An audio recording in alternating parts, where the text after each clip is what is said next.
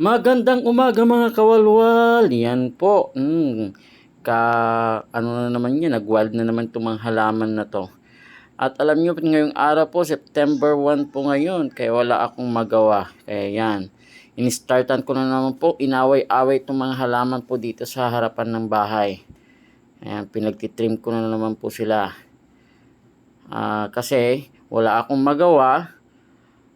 At brown out pa naman na taon. Kaya yan po mga kaibigan, yan. Hindi naman totally pinagkakalbo, pinagtitrim ko po sila para makita naman ang kagandahan ng mga halaman pong ito. Yan, pumunta po ako hanggang doon sa kasulok-sulukan po niya. Talagang kahit may mga antik na po dyan, may mga insekto po na kumakagat. Sige, bira pa rin ang bira. Yan. Gunting dito, gunting dyan. Yan lang po ang aking gunting na ginagamit. Napakatalim po ng gunting po na yan. Kaya mga kawalwal, kung gusto nyo pong magpa-trim sa akin, tawag lang po kayo. Para meron naman po akong pagkakakitaan sa inyo. Yan. Kahit saan sulok po yan. At lahat ng anggulo, kinukunan. Yan.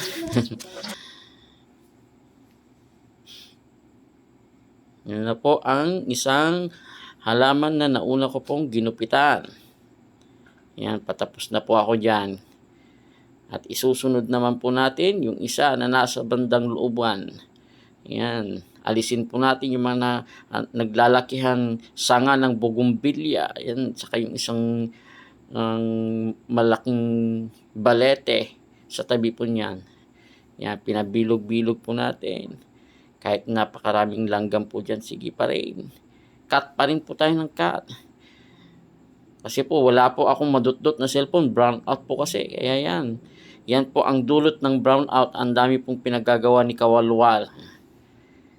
Talagang inaaway-away yung mga halaman para gumanda. Ayan po mga kapatid. Napakataas pa man din itong halaman to. Talagang ang hirap abutin. Yan. Pati yung nasa baba po, yan po. Ang dami pong mga damo. Kaya nilinisan po natin hanggang sa mga damo po niyan, mga kawalwal. Yan po.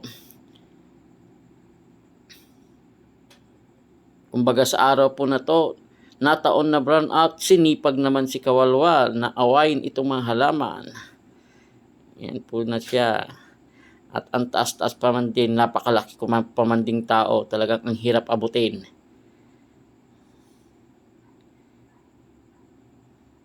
Talagang yung inaano ko pa yung pa ako para maabot ko po yung mga yan kasi ang taas na po. Yan po mga kawalwal. At yan na po ang isang resulta. Nag-stop na po kasi ako kawalwal yan kasi may araw na po. Yan po yung natapos ko po ngayong araw. Ay masusunog po yung mukha ko. Sayang po yung glutathione. May ganun po. Yan na po yung nagawa natin ng 1 oras na mahigit po. Yan mga kapatid, mga kawalwal. Tingnan nyo po, kadaming kwan. At saka yung isa po na malaki po na to.